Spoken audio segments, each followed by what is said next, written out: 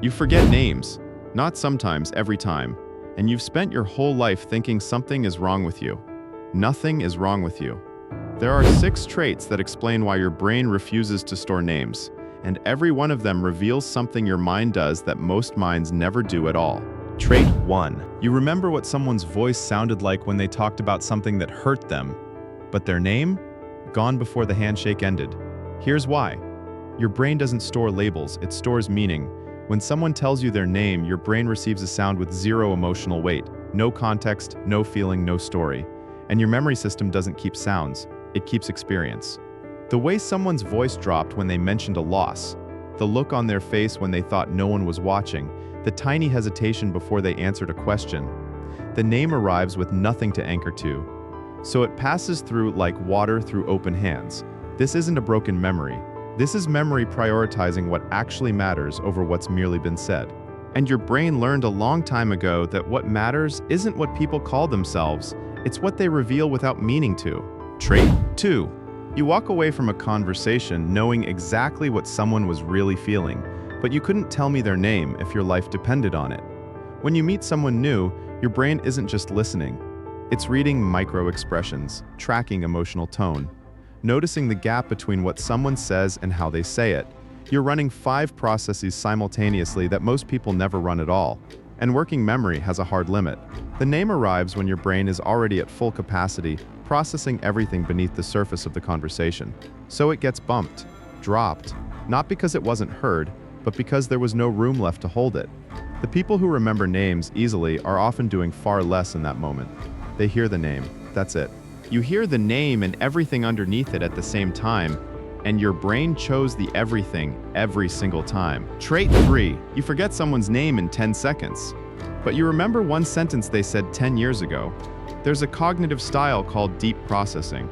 People who use it move quickly through surface-level details, names, appearances, small talk, straight toward meaning, motivation, emotional truth. You're not ignoring the name, you're already inside the conversation beneath it.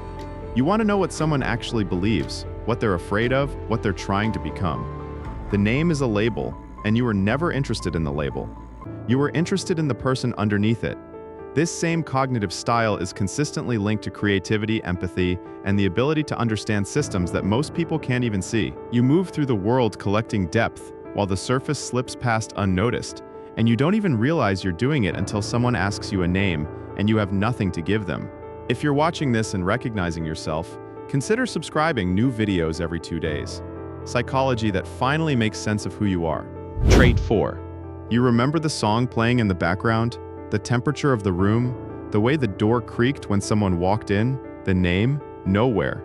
Your brain doesn't treat all incoming information equally. It prioritizes information tied to threat, reward, or emotional significance. Anything your nervous system flags as important to survival or connection. A stranger's name carries none of those signals on first contact, so your brain quite literally ranks it below ambient noise in the room. Below the song, below the temperature, below the creak of the door. This isn't rudeness, it's your threat detection system making a split-second calculation and deciding the name can wait. It waits so long it disappears. Trait 5. You were slightly somewhere else at the exact moment it mattered. This one is subtle, but once you recognize it, you'll see it everywhere. Many people who consistently forget names experience a brief attentional gap during introductions, a half-second of internal pressure, a flicker of self-monitoring, a tiny dissociative moment triggered by the social evaluation of being seen by someone new. You're present enough to appear completely normal. You smile, you nod, you say nice to meet you, but you're not present enough to encode. The name arrives during the gap and your brain was somewhere else entirely. It's gone before you even realized you missed it. This is especially common in people with anxious attachment, high self-awareness, or a nervous system that treats new social situations as something to navigate carefully rather than something to relax into. Your body is in the room, part of your mind is running a background check on whether you're safe, and that check consumes the exact bandwidth the name needed. Trait 6. You remember the exact moment someone's energy shifted. You remember what they revealed without meaning to. You remember the contradiction between their words and their eyes. But the name? You never even had it. You're not building a contact list. You're building a relationship map, and relationship maps don't run on names. They run on patterns, on energy, on the invisible thread of who someone actually is beneath everything they present to the world. People who forget names tend to be the same people who remember everything else. Everything that actually tells you who a person is, the way they made you feel. The thing they said that changed the air in the room. The look they gave when they thought no one was watching. The name was never the point, the person was. You don't forget people, you forget labels, because your brain was never interested in the label to begin with. You were never bad with names. You were built to read people at a depth that most brains never reach, and that kind of reading leaves no room for cataloging. You were never broken. You were never careless. You were never indifferent. You were built differently. The name was never the point. The person always was. And your brain knew that from the start. Which trait felt most true for you? Drop the number in the comments.